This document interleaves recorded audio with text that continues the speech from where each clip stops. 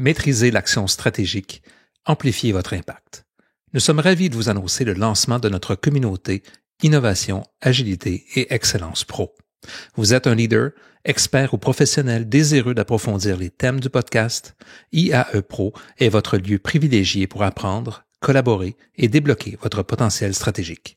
En rejoignant notre communauté, vous pourrez prendre le contrôle des leviers d'action stratégique pour agir avec assurance et efficacité, élargir vos horizons grâce à l'échange avec des leaders et des experts de haut niveau, évoluer dans un environnement stimulant, entouré de pairs engagés et d'experts reconnus, obtenir des résultats concrets en vous appuyant sur des méthodes éprouvées et des retours d'expérience, et enfin profiter d'un accompagnement à travers des ateliers, des sessions de discussion ouvertes et des ressources partagées.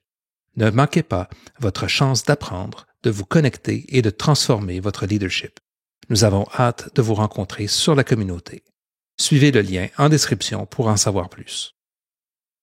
Bonjour et bienvenue à l'épisode 215 du podcast Innovation, Agilité et Excellence. Mon nom est Jean-François Nantel et en compagnie d'Éric Lheureux, nous désirons vous offrir réflexions, conseils et perspectives afin de faire face aux perturbations du marché et pour vous aider à développer la croissance profitable et durable de votre organisation. Dans cet épisode, nous vous proposons un 4e échange avec M. David Autissier, auteur prolifique et spécialiste reconnu internationalement sur les questions d'accompagnement du changement et des transformations en entreprise et en organisation.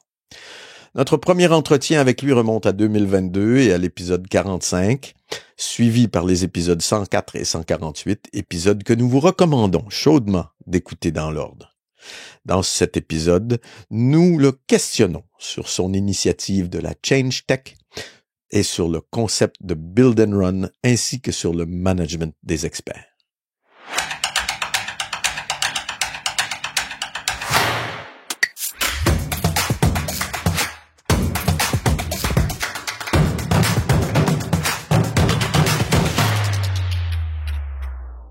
David Autissier est maître de conférences à l'IAE Gustave Eiffel de l'Université de Paris-Est, Créteil, où il enseigne le management, les systèmes d'information et la conduite du changement.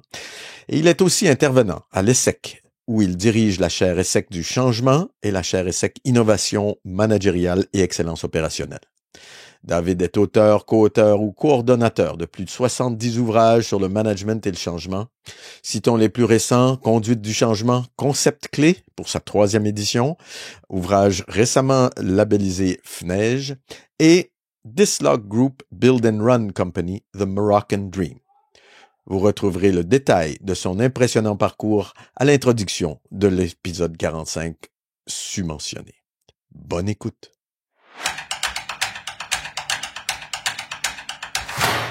Bonjour David. Bonjour Jean-François, content de te retrouver. Ouais, c'est toujours un plaisir de t'avoir sur ce podcast. Ma première question, je vois que la chaire ESSEC du changement se porte très bien. Elle a publié 3 livres dans les 12 derniers mois et plus de 70 à ce jour. Ces derniers temps, tu t'es penché sur l'impact et l'apport des nouvelles technologies sur l'accompagnement du changement, sur le changement. La Change Tech, qu'est-ce que c'est? Peux-tu nous dire un peu qu'est-ce que c'est? Comment tu vois ça, ce mariage technologie et changement, alors qu'auparavant, on faisait surtout du changement pour accompagner les usagers dans ces nouveaux outils-là. Et maintenant, je pense que tu vas un peu plus loin. Alors, merci beaucoup pour la question. Alors, avant de répondre à la question, je vais aussi mentionner, tu as publié tous les ouvrages qu'on fait dans le cadre de la chaire, hein.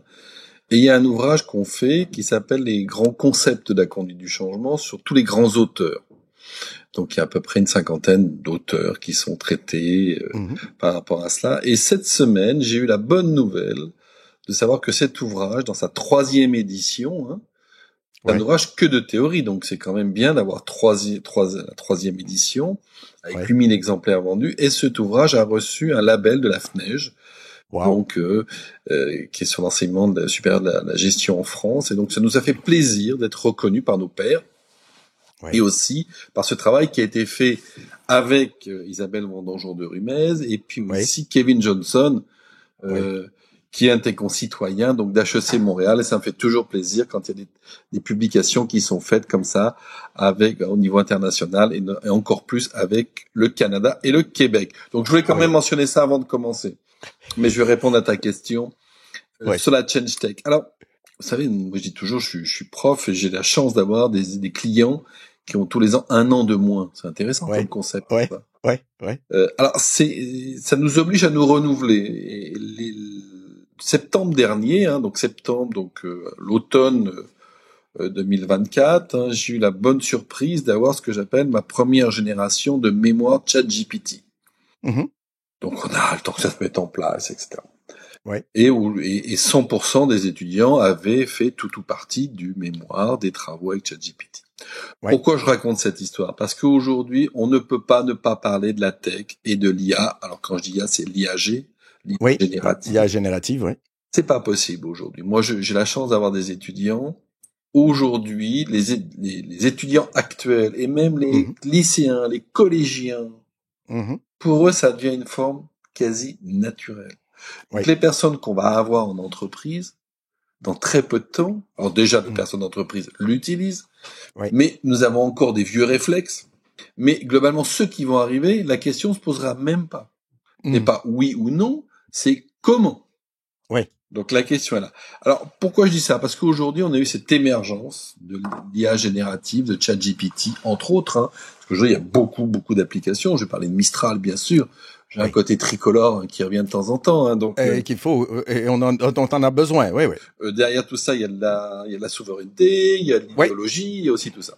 Donc allez prompter sur le chat donc de Mistral et d'autres voilà. Mais la question se pose aujourd'hui du comment de l'IA pour toutes les activités, toutes les fonctions dans l'organisation qui sont en création de contenu.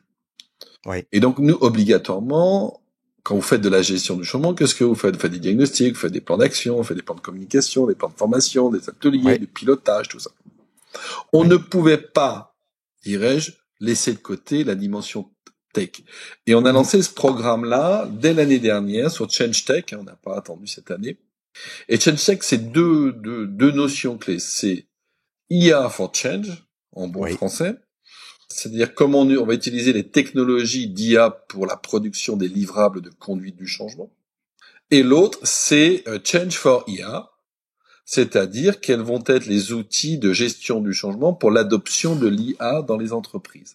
Je parlais un peu des deux. Ça passe sur donc l'utilisation de l'IA pour la production des livrables de conduite du changement. Aujourd'hui, si on regarde finalement le modèle que l'on a, on fait des interviews, on fait des diagnostics, on fait des analyses sur la résistance, sur les acteurs, sur les risques. On écrit les process, on fait des ateliers, etc. On se rend compte qu'on a beaucoup de livrables, comme on dit. C'est-à-dire que, et aujourd'hui se pose la question, il y a les livrables et puis il y a comment on obtient les livrables. Souvent, comment on obtient les livrables, c'est des consultants internes, externes, des spécialistes qui vont interviewer des personnes de métier, les parties prenantes. On récupère de la matière, on structure ça et on produit des livrables. C'est-à-dire quand j'ai dit ça, là, captation d'informations, structuration, livrable. On voit très bien que des outils d'IA peuvent très bien faire cela. On a testé dans le cadre de la chaire un outil qui s'appelle Impact Factors, qu'on a développé nous-mêmes. Alors c'est pas vraiment de l'IA, mais il y a aussi un peu. On fait des interviews et ensuite ça fait des études d'impact presque automatiquement. J'ai bien presque automatiquement. Donc on voit bien tout le potentiel qu'il y a là dans la production d'éléments de communication. On a testé aussi, on teste parce qu'aujourd'hui nous ne sommes pas éditeurs, donc donc on va avec des partenaires. On a notamment testé les DAB, Digital Adoption Platform. Aujourd'hui, vous mettez en place un outil informatique, un progiciel. On va de plus en plus on va utiliser un DAB, donc c'est-à-dire c'est un outil qui automatiquement fait la formation des utilisateurs avec trois niveaux. Un premier niveau dit de tutoriel, donc il y a des tutos qui sont mentionnés avec des petites bulles qui disent cliquez là. Un niveau dit de processus, vous avez tel processus en transaction, et puis voilà tous les écrans que vous devez faire, et un troisième niveau de monitoring. Donc on voit bien que cette techno, en général, parce que c'est pas que quand on creuse un tout petit peu, c'est pas que de l'IA, mais on voit très bien qu'aujourd'hui, ça y est, l'IA a ouvert la porte de l'automatisation de la conduite des livrables de conduite du changement. C'est indéniable. Donc le premier volet de Change Tech, c'est qu'est-ce que l'on va et comment on va automatiser, quelle techno on va prendre. Et là, depuis maintenant quasiment 1 an et demi, 2 ans, hein, on travaille dans des projets de recherche-action. On a monté un groupe de travail qui s'appelle GT-IA. Bon, on n'est pas très innovant, un groupe de travail IA, sur quels sont les technos, comment on peut utiliser, et ça, voilà. Et on progresse de jour en jour, on s'améliore. Avec l'objectif, hein, à terme, de créer ce qu'on appelle une Change Factory, hein, c'est-à-dire de se dire aujourd'hui, moi, je fais la conduite du changement, je vais être un change leader, change manager augmenté, j'appelle ça. C'est-à-dire que je vais avoir un outil qui sera avec de l'IA, qui va m'aider à faire des liens, à faire des analyses, etc. Aujourd'hui, voilà, vous faites des ateliers en Teams, vous lancez Copilot, ça vous fait la synthèse. Donc on voit bien tout le potentiel que l'on a par rapport à ça. Donc ça, c'est le premier, avec cet objectif de dire on veut créer les Change Factory, qui seront des outils d'automatisation des livrables conduite du changement, avec un enjeu sur cette notion, c'est-à-dire que ça va être des outils de production, ça va automatiser certaines productions de la conduite du changement, mais ça va nous donner aussi de la data, et ça va nous servir un peu d'observateur de la transformation. C'est-à-dire qu'aujourd'hui, en mode classique, je fais des PowerPoint, je fais un certain nombre de choses, mais la consolidation est quasiment, très difficile. Avec l'IA, on arrive à trouver des éléments. Donc, du coup, on va avoir une Change Factory qui va être un outil de production des livrables change, mais aussi un outil de captation de data et d'analyse. Et puis, ce que l'on vise derrière, et ce que moi j'avais écrit que j'ai écrit dans les premiers articles sur le sujet, ce que l'on vise à terme, de dire, parce que si on a un outil qui automatise, qui nous donne de la data, pourquoi pas aller vers ce que j'ai appelé les jumeaux numériques organisationnels? Avoir suffisamment de data qui nous permettent, entre guillemets, de simuler des projets de transformation dans l'organisation. Voilà où ça va changer. Voilà ce qui va se faire. Si je fais tel type de projet, où ça va bloquer, entre guillemets, dans l'organisation et pourquoi.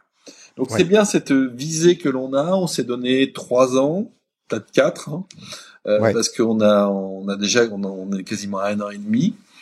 Donc ça, c'est quand même l'enveloppe qu'on a construit sur le Change Tech et IA for Change. L'autre partie, c'est Change for IA. Aujourd'hui, tout le monde a fait l'époque dans les organisations, tout le monde a testé, tout le monde a regardé, et on voit qu'il n'y a pas de passage à l'échelle. Alors tous les chiffres, je pense on nous a dit ça va à 30% d'économie, après du 9, du 5. Aujourd'hui, j'ai tout lu. J'ai tout lu avec la difficulté d'évaluer l'impact réel. On sait qu'il va être là de toute façon. À partir du moment où on a une technologie qui enlève de la pénibilité, elle est obligatoirement utilisée. Obligatoirement. Après, l'enjeu, c'est comment va-t-elle être redéployée dans l'organisation et avec quel gain de productivité. On estime qu'un manager aujourd'hui qui utilise un outil d'IA peut gagner 15 à 20% de son temps de travail. C'est à peu près ce qu'on se dit aujourd'hui dans différentes études. On recoupe à peu près sur ça si on utilise régulièrement. La question, nous on a fait une petite enquête, mais qui demande à être vérifiée là et on a sorti le concept de Shadow IA. Alors, je vois ton air étonné, tu dis, qu'est-ce donc que ce truc-là? Aujourd'hui, tout le monde utilise l'IA, mais personne ne le dit. Et c'est une vraie question, parce que si tout le monde gagne 20% de son temps, est-ce que c'est reversé au collectif? Comment c'est reversé au collectif? Grande question aujourd'hui. Donc, il y a des questions, ce que je veux dire par cet exemple-là de Shadow IA, donc on a fait une première enquête, donc qui demande à être vérifiée. Mais on se rend compte qu'aujourd'hui, tout le monde l'utilise avec des degrés moindres, mais jusqu'où il y a un gain, comment celui-ci profite au collectif. Quand je dis au collectif, ça peut être au service, un département, dans l'entreprise, dans son ensemble. Et là, on a beaucoup de réflexions à avoir. Est-ce que nos outils de change classiques sont bons? C'est pas dit. Parce que quand on regarde nos outils de change classiques, ils ont été faits pourquoi? Pour des ERP. Ok, mais je suis pas convaincu qu'ils s'appliquent. Si on regarde les grands modèles de 24 Raman et autres, je suis pas convaincu que ça s'applique. Est-ce qu'on va retomber sur les vieux outils qu'on avait de Rogers sur les courbes d'adoption technologique? Est-ce qu'on va aller vers des notions de Orlikowski, des gens qui travaillent sur la construction sociale de la technologie, qui disaient il y a un temps, de construction sociale, et c'est là que se fait le gain. Donc, on voit bien aujourd'hui qu'il y a toute une réflexion, et nous, ce sur quoi nous travaillons, donc on suit des organisations, on essaye de voir quels sont les éléments d'adoption et quels seraient les modèles de gestion du changement. Ouais.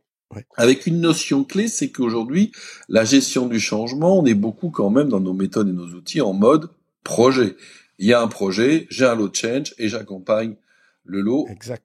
Et aujourd'hui, la question, est-ce qu'on ne sera pas plutôt dans des modèles plus managériaux? Alors, je sais que Kotter l'a dit il y a longtemps, mais globalement, on s'interroge sur, et là, on travaille sur la mise en œuvre d'un petit modèle qu'on appelle le modèle Kappa par rapport à ça.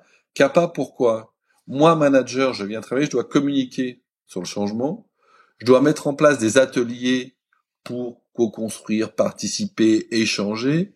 Je dois aussi avoir ce qu'on appelle du portfolio pour le P. Le portfolio, c'est, je dis tout le temps, un objectif égale 10 000 actions, ou 1000 actions, ou 10 actions comme on veut, la déclinaison en actions opérantes, et le A pour l'ancrage. Donc, on teste ce petit modèle Kappa, on regarde un tout petit peu, mais ce qui veut dire que ça serait les acteurs managériaux. Encore faut-il, mais ça suppose que les acteurs qui sont en responsabilité managériaux ont cette pleine maîtrise. Donc là, on itère énormément sur les modèles de change. À t'entendre parler aussi, quand tu ouvres du côté du changement plus négocié, plus co-construit par les parties prenantes, est-ce que effectivement là aussi l'IA peut nous aider? Je reviens sur ton deuxième volet. Le deuxième volet, c'est l'impact du changement de l'IA sur le travail. Et qu'est-ce que ça vous inspire à la chaire? Qu'est-ce que tu vois de ce côté-là? Parce que comme tu l'as mentionné, s'il y a gain de temps ou il y a possibilité de gain de temps dans la proposition de valeur, tout le monde va sauter dessus. Est-ce qu'on voit quand même certaines résistances ou est-ce qu'on voit certains comportements par rapport à tout ça qui pourraient se généraliser et sur lequel on pourrait travailler ou encore une fois générationnellement ou par métier ou par secteur d'activité? Pour moi, je vois pas de résistance sur l'utilisation de l'IA. Parce qu'aujourd'hui, j'ai quelque chose qui m'enlève de la pénibilité, qui me permet de travailler plus rapidement, plus facilement. Alors oui, on va avoir quelques cas de résistance qui sont liés parfois à des phénomènes de relation à la technologie. Mais aujourd'hui, nous sommes des générations, on est tous nés avec un clavier dans les mains. Donc que le clavier s'appelle Google ou ChatGPT, c'est la même chose. C'est la même chose aujourd'hui. Donc moi, je vois pas tant de résistance que ça dans l'utilisation. Après, on a des débats aujourd'hui qui sont importants, quasiment en termes d'éthique, en termes d'utilisation.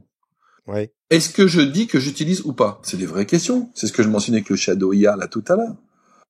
Est-ce que j'accepte que des outils spolient entre guillemets la notion de droit d'auteur? Alors, tu l'as dit, nous on publie beaucoup. Alors, moi je dis toujours publier, l'important c'est d'être cité. Alors, après, j'aime bien quand même qu'on fasse référence à nos travaux. On aime bien quand même un peu exister dans ce monde. Mais globalement aujourd'hui, donc ça va être des vraies questions, ça. À partir du moment où moi, il m'est arrivé une aventure extraordinaire. Je lis un document d'un étudiant et il y avait marqué une citation de David Autissier qui avait été fait avec un outil. Et je me dis, j'ai pas le souvenir d'avoir dit ça. Alors des fois dans des articles, etc. Et je lui pose la question, je dis excusez-moi, mais là vous avez mis David Autissier, mais vous n'avez pas mis la référence. Donc j'aimerais savoir où j'ai dit ça, dans quel ouvrage, dans quel article. Et là, j'ai vu l'embarras, entre guillemets, de l'étudiant, et j'ai compris que c'était une citation qui avait été inventée par l'IA. Une petite hallucination sympathique. Donc, et la citation c'était sur le changement, c'était cohérent, entre guillemets. C'était cohérent, mais là, il y a toutes ces questions qui vont se poser dans nos organisations, qui vont dire, entre guillemets, on a un apport, que je parle dans nos activités tertiaires de production de contenu. On a un apport, moi je vois plutôt l'utilisation, par contre, il y a plein de questions qui se posent, éthiques, donc ça c'est quand même vraiment. Et puis des questions aussi de contrôle, c'est ce que j'ai dit tout à l'heure. Donc, est-ce que j'accepte que aujourd'hui, moi, tu sais, je suis expert sur les notions de changement. Là, on commence à m'appeler en disant, est-ce que les livrables qui sont donnés, d'après toi, sont des livrables qui ont été faits en IA? Et là, il y a une étude, une expérience, qui a été faite chez nos collègues d'HEC, Paris, Oui. Ils ont donné à des commissaires aux comptes des documents faits en IA et des documents qui étaient faits par des commissaires aux comptes. Et ils leur demandaient de voir quels étaient ceux qui étaient de l'IA, pas de l'IA. Bah, ça n'a pas été aussi facile que ça. Ouais. Ça n'a pas été aussi facile que ça. Donc, ce que je veux dire, c'est qu'aujourd'hui, nous, aujourd'hui, on avait de la notion de résistance, entre guillemets, j'utilise ou j'utilise pas l'outil. Aujourd'hui, pour moi, la résistance, ça va se déplacer un peu. C'est pas dans l'utilisation de l'outil. Dans l'utilisation, je prends pas l'outil. C'est comment je vais utiliser avec quelles règles vis-à-vis du collectif l'outil. C'est ça. Ouais. Moi, je pense qu'on va avoir des choses, et c'est ce sur quoi nous travaillons un tout petit peu, pour voir comment ça peut se faire, comment ça peut se déployer dans les organisations, de manière vertueuse. Changeons de sujet.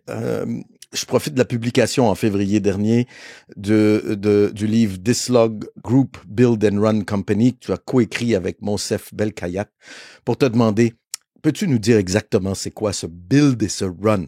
Et encore une fois, je reviens toujours, quelle partie build, quelle partie run l'individu dans l'organisation doit-il parce qu'on a, tu sais, on a toujours tendance à faire ce qu'on aime et à repousser un peu ce qui nous embête. Parle-nous de ce build et de run et de trouver cet équilibre entre les deux. Bon, l'histoire est belle, quoi. J'ai eu la chance de rencontrer monsieur Monsef Belkhayat dans le cadre, dirais-je, d'un séminaire, à l'ESSEC. Et j'étais, comme on dit, le courant est passé. Donc, monsieur Monsef Belkhayat, qui est un chef d'entreprise qui a construit un très grand groupe au Maroc, dans la distribution, la logistique et la production, qui fait partie des plus grandes entreprises marocaines. Et quand il m'a fait le récit de son entreprise et de ses besoins de son organisation, parce qu'il était là avec tous ses cadres dirigeants, il me dit, nous, on a un problème, c'est gérer l'hypercroissance. Alors, t'imagines un discours aujourd'hui, mon problème, c'est gérer l'hypercroissance quand t'es dans un environnement français qu'on peut qualifier un peu de terne, un peu de morose quand même.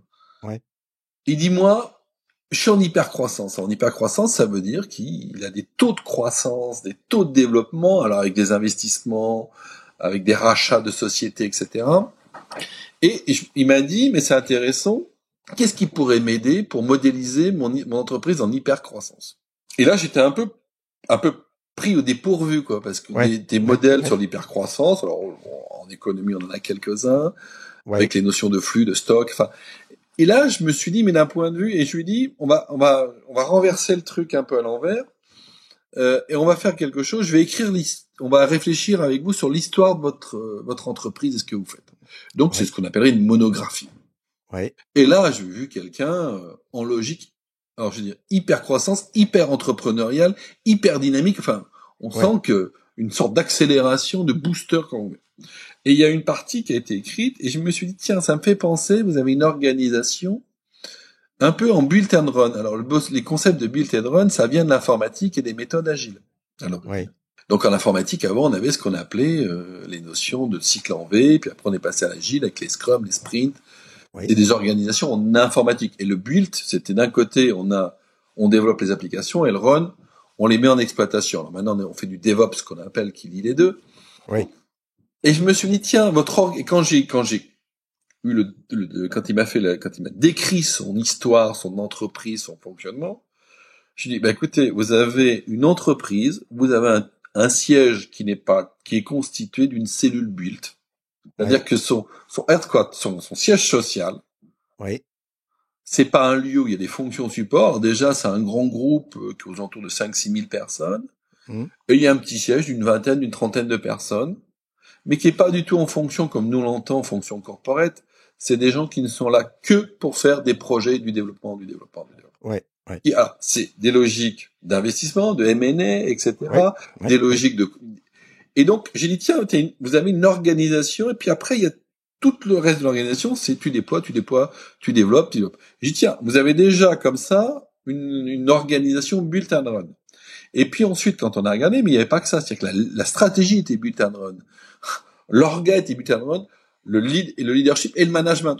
C'est-à-dire qu'on retrouvait cette notion des deux notions, je développe très fort, et je repasse tout de suite dans le run pour que ça délivre de la valeur. Parce que derrière, il y a des investisseurs qui sont là. Et j'ai trouvé ça intéressant de reprendre ce concept de la tech, Ouais. et de l'appliquer comme étant une grille explicative d'un modèle d'hypercroissance. Et ça a été écrit à 4 mains, et ça a été extraordinaire parce que nous, en tant qu'universitaires, c'est de la modélisation, quand on s'appuie sur une histoire réelle qui est en cours et tout, et qui avec un enthousiasme, voilà, ça fait du bien, quoi. Donc Ouais. ça fait du bien et c'était un vrai plaisir. La question que tu poses de dire aujourd'hui, est-ce qu'on est build and run de manière individuelle? Et oui, il faut qu'on soit build and run de manière individuelle, c'est-à-dire qu'à des moments donnés, on a des projets et à des moments donnés, on est bien dans la répétition, dans la réalisation, etc. On livre, ouais. Et donc, je veux dire, oui, après, t'as aussi des personnes qui sont plus build et d'autres qui sont plus run. Ouais. Ce que je veux dire, c'est qu'à un moment donné, si tu prends par exemple une entité qui fait, je sais pas, une entité informatique qui fait que des projets informatiques, bah, tous les gens qui sont là, ils sont faits pour faire du build. Ça serait des chefs de projet, des PMO en quelque sorte. Ouais, ouais. Ce que je veux dire, c'est qu'aujourd'hui, on a un double niveau. Nos organisations et l'apprentissage et le travail qui a été fait avec le groupe Dislog de Monsieur Monsef Belkayat, ça a été de dire, il faut peut-être qu'on pense des organisations build and run. Il faut peut-être qu'on pense des management build and run. Pour avoir ces temps à la fois d'accélération, de projet, de renouveau, et en même temps ces temps où on redescend dans des logiques de production. Ouais, ouais. Donc voilà un petit peu le fondement, ce qui nous a permis d'aller rechercher un peu, mais de retravailler sur la notion de leadership avec cet éclairage-là, qui est une lecture un tout petit peu revue, corrigée, mais dans un cas très concret d'entreprise. Et c'était plaisant d'avoir une entreprise en hyper croissance. Ça fait du bien. Ça fait du bien de dire. Voilà. Ouais. Il y a quelques personnes au Québec aussi. Il y a quelques personnes qui en ont parlé de ces questions-là d'hypercroissance. Comment est-ce que ça se gère? Exactement. Et c'était ça l'objectif. Et ça, c'est de la croissance. C'est pas de la croissance à 2 chiffres. Là. C'est de la croissance à 3 chiffres. Ah non, c'est ça. Et j'ai trouvé que le sujet, parce que nous, on a perdu un petit peu ça de vue, je trouve. Ouais. Je veux te citer dans je sais que tu écris régulièrement dans Forbes France, et tu nous dis ceci dans ton plus récent article. Je cite: en fonction des organisations, la population des encadrants est composée des managers, des chefs de projet et des experts. Petit point d'attention, on estime à 20% de personnes en situation d'expertise non reconnues en France. Dans les études, on constate une baisse d'appétence vis-à-vis du management, et cela au profit de l'expertise. Se pose alors la question de la gestion des filières d'expertise.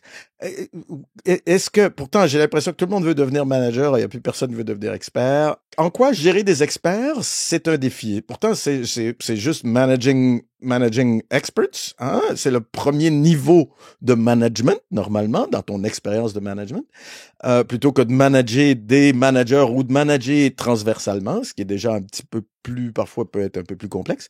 Explique-nous un peu qu'est-ce qui se passe derrière cette étude-là que tu as publiée dans Forbes. Alors, on s'est posé effectivement, c'est un travail qu'on avait déjà mené il y a quelques années, il y a 2 ans. Et là, je l'ai repris à l'occasion d'une conférence sur laquelle on m'avait sollicité pour le sujet, donc je me suis réactualisé tout ça, je me suis remis un peu. Aujourd'hui, on parle beaucoup du talent de bombe, la bombe des talents, j'appellerais ça comme ça. Ouais. Ça veut dire quoi? Ça veut dire comment on va acquérir des talents, comment on va garder des talents. La guerre des talents, on appellerait ça aujourd'hui. Ouais. Avec une notion, quand on regarde cette guerre des talents, de se dire, on a besoin d'experts. D'experts, c'est la maîtrise parfaite d'un sujet, le tour de main, quelqu'un qui connaît très bien, etc. Exact. Donc, on a besoin de ces experts. Donc déjà, se pose la question d'un point de vue acquisition et conservation des talents, de dire, ne faut-il pas créer des filières d'expertise dans les organisations? Donc, c'est des problématiques que les RH se posent. Aujourd'hui, on a la filière RH, la filière management, et on se dit la voie royale, si tu veux progresser, tu montes dans la hiérarchie. Le modèle est là. De dire finalement, on a les managers, mais à côté, est-ce qu'on n'a pas des filières d'expertise à gérer en tant que telles? Voilà. Donc ça, c'est un premier, c'est une demande RH en lien aujourd'hui avec cette exigence qu'on a de talent, et de talent à un niveau très élevé d'expertise. Donc on s'est interrogé pour ça. On a vu aussi que globalement, ce qu'on a mis, on a les managers, les experts et les chefs de projet. Ça aussi, ça fait partie. Les anglo-saxons sont plus professionnels. Les chefs de projet, c'est un métier à part entière. Oui. C'est une filière à Oui. part entière, etc. Exact. En France, on a un peu de mal à dire. Donc, mais globalement, de dire aujourd'hui, réfléchissons en termes RH, on a ces 3 filières, et donc de dire, on va gérer cela. En lien aussi, aujourd'hui, alors, c'est toujours un peu compliqué, on sent qu'il y a une moindre appétence dans le déclaratif à être manager. Si vous interrogez les gens, oui, pourquoi pas. Par contre, si vous leur proposez un poste, ils veulent toujours le prendre. Hein. Donc, il y a un peu une ambivalence entre le déclaratif et le réel. C'est un peu comme si, vous savez, c'est cette stat qui était sortie, 71% des salariés français aimeraient être entrepreneurs et créer leur entreprise. Quand j'ai vu ça la première fois, je me suis dit, on va avoir un boom de la création d'entreprise. C'est la différence entre des envies qui sont légitimes et puis de passer à l'acte, entre guillemets. Donc, mais on voit quand même que globalement, parce que manager, c'est pas un métier facile. C'est un métier de transaction, c'est un métier où vous gérez des humains avec leurs contradictions. C'est un métier de contact, alors qui donne aussi beaucoup de satisfaction relationnelle. Mais de se dire en même temps, tous ces coûts de transaction humains, je vais les appeler comme ça, si j'ai quelque chose à côté où j'ai pas ces coûts de transaction et je peux exprimer une expertise et que j'ai de la valorisation, pourquoi pas? Donc on voit un tout petit peu un balancier entre les managers et les experts là. Et donc, beaucoup de RH se disent comment moi je vais gérer ma filière d'expertise, comment j'identifie, quels sont les niveaux, comment je vais encadrer tout ça, quels sont les modes de management à déployer. Donc, et ce qui nous a donné lieu à ce papier-là, entre autres, qu'on a sur ce sujet. Chose importante aussi, ce qu'on avait mis, qu'on a retrouvé dans des études, il y a ceux qui sont dans la filière expert et qui ont l'étiquette expert. Ouais. Et à côté, il y a plein de gens qui ont des expertises qui ne sont pas étiquetées. Ouais. Et on estime que 20%, c'est énorme quand même des managers, donc seraient experts sans être reconnus. Ouais. Donc, et là, les RH disent, mais comment on va faire pour les mettre avec l'étiquette expert? Ouais. Donc aujourd'hui, c'est cette question de cette répartition sur ces 3 populations dans 4 ans, moi j'appelle ça comme ça, et comment on va gérer ces 3 populations. Et je pense qu'on est passé d'1 à 3 populations dans 4 ans. On n'avait que les managers, et maintenant on va avoir ces 2 autres à gérer en tant que tels. Voilà, c'était l'objectif du papier. Non, mais je pense que c'est une réflexion qui est tout à fait importante. Je me souviens dans le conseil, cette filière-là, si tu veux continuer à progresser, tu t'en vas de plus en plus vers la vente, alors que si tu aimes faire du run et non pas du sell, tu aimes faire des mandats, t'aimes moins valorisé, c'est un peu, donc cet équilibre-là la notion, le conseil est intéressant aujourd'hui. Ce que tu prends comme exemple est intéressant. Parce que demain, on va avoir besoin d'experts sur des sujets très précis. Le conseil va vendre cette expertise. Et je vais faire le lien avec l'IA. L'IA, ça va être intéressant à analyser sur les métiers du conseil. Parce que on sent qu'il y a beaucoup de productions qui vont se faire avec de l'IA. Et ce qui va se vendre, c'est pas tant la production, mais c'est l'expertise. Et donc, comment cette expertise sera rémunérée, entre guillemets, valorisée, on peut prendre ces 2 éléments, par rapport à des notions qui sont... Donc ça va être des vrais enjeux. Le métier du conseil, de toute façon, moi je le dis, dans les métiers qui vont être le plus impactés, il y a le conseil, mais il y a tout le métier de l'enseignement et de la formation. Moi, prof, on va être énormément impacté par ces outils. Oui. On est, et nous aussi, on y réfléchit un peu sur le podcast parce que on voit bien que, au fur et à mesure qu'on est de plus en plus téléchargé, on est rendu presque à 2000 téléchargements par mois. C'est ce qui est impressionnant. Après ça, c'est après 4 ans, hein. C'est notre 4e podcast ensemble. Ça fait 4 ans qu'on fait ça. Et on voit que des gens sont fidèles à ça sur soit des thématiques, soit des invités comme toi ou des choses comme ça. Donc, on voit que les gens vont chercher, savent où aller chercher une source d'information ou une source de connaissances aux bons endroits. Ma dernière question, c'est toujours un peu quelque chose, je sais que c'est ton dada, l'innovation managériale. Lors du dernier podcast l'année passée, tu nous avais parlé des attentes réciproques et je voudrais savoir dans les 12 derniers mois, es-tu tombé sur quelque chose qui t'a marqué en matière d'innovation managériale? En termes d'innovation managériale, une que j'avais, alors que j'ai redécouvert, hein, donc mais que je connaissais au préalable, c'est ce que j'appelle le management binomial. Adopteunami.com dans les entreprises. Je le dis, adopte un ami. Oui. C'est-à-dire qu'aujourd'hui, Je dis tout le temps dans mes conférences, hein, en gestion du changement, en leadership, faut marcher, je reprends la phrase de Pirandello, faut marcher dans la rue, être au balcon en train de se regarder marcher. Ouais. Je trouve qu'on est, on est dans le run. Ouais. On produit, on gère des trucs. Est-ce qu'on se regarde comment on fonctionne? C'est très compliqué, ce truc-là. Vous allez me dire, il y a des coachs et tout ça, oui. Ouais, J'entends bon, tout ça. Ils sont pas là au quotidien. Mais ils sont pas là au quotidien. Et là, j'ai suivi un cas dans une entreprise de management binomial, comment 2 personnes viennent régulièrement Échanger. non, s'observer. Ah! Par exemple, ok. Jean-François, tu me dis, tiens. Donc c'est plus que du mentorat, c'est vraiment Oui, c'est de plus que du l'observation. mentorat. C'est pour ça que je trouve, moi, j'en avais déjà parlé, cette notion, mais avec une autre visée. De dire, tiens, tu viens à une de mes réunions, et puis tu vas me dire tout ce qui est bien, tout ce qui est pas bien. On va prendre 2-3 situations de travail un peu caractéristiques. Ouais. Puis je vais dire, tiens, là, Jean-François, tu pourrais faire ci, tu pourrais faire ça, là, et réciproquement. Ouais. Et moi, je viens te voir et tu viens me voir. Ouais. Don contre don. Don contre don. Uniquement au niveau d'échange, rien de formalisé. Ça passe pas par les dispositifs d'évaluation RH, tout ça. On est d'accord. En disant, tiens, là, tu fais un peu ci comme ça, tu fais un peu ci comme ça. On retrouve des vieilles logiques de formation par le compagnonnage. Exact. Oui. Mais je trouve qu'aujourd'hui, dans nos environnements, compliqués, hein, donc, parce que, moi, je dis toujours, management, c'est toujours la même chose, c'est faire coopérer des personnes sous contrainte. Ouais. Sauf qu'on évolue avec le temps. On évolue avec le temps parce que on analyse nos pratiques par rapport à des grilles de lecture de la pratique. Mais les grilles de lecture, c'est des théories, c'est des formations, c'est tout ce qu'on fait. Ouais. Mais nous, on travaille toujours ex situ, comme on dit. Ouais. On n'est pas in situ. Donc, je trouve que dans le management binomial, c'est aussi une manière, entre guillemets. Alors, on n'est pas bien loin des attentes réciproques que j'avais déjà un peu mentionné. Oui, non, ça, je m'en sers, des attentes. Mais je trouve que là, c'est un truc très opérationnel, très facile. Et je trouve qu'aujourd'hui, réfléchir un peu comme ça, c'est pas inintéressant. Et moi, j'ai l'habitude de faire avec un de mes collègues à l'université, où il vient voir un de mes cours, je vais avoir un de ses cours, et on progresse comme ça. Et je pense que ce petit exercice-là, c'est ce qui m'a permis de progresser. Et puis, les podcasts que tu fais sont des balcons que tu construis pour tout le monde. Mm-hmm. Et aussi pour moi, parce que le fait de verbaliser, ça m'aide beaucoup, et d'échanger avec toi. Oui.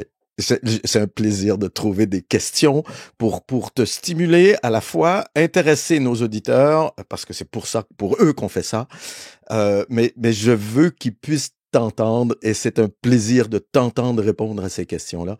David, comme d'habitude, merci infiniment. Un grand merci, Jean-François. Et on se revoit dans 1 an pour continuer à discuter. Avec grand plaisir, et bravo. Merci.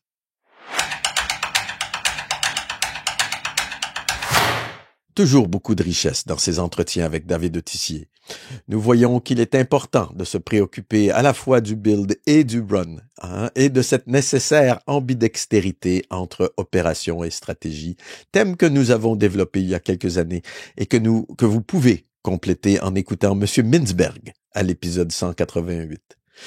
Nous aimons aussi questionner les experts sur l'accompagnement du changement sur ce podcast et nous vous invitons aussi à écouter ou à réécouter les autres épisodes sur ce sujet, que ce soit avec Jean-Michel Moutot ou Christophe Desrumez ou encore dans les conversations entre Éric et moi, en tapant changement dans le moteur de recherche au www.inteliaconsulting.com/podcast ou à l'onglet podcast. Nous vous espérons que cet épisode vous a plu. Vous pouvez consulter les notes au www.inteliaconsulting.com/épisode 215 et nous vous invitons à vous inscrire à notre newsletter hebdomadaire sur le site. D'ici notre prochaine rencontre, nous vous souhaitons une excellente semaine.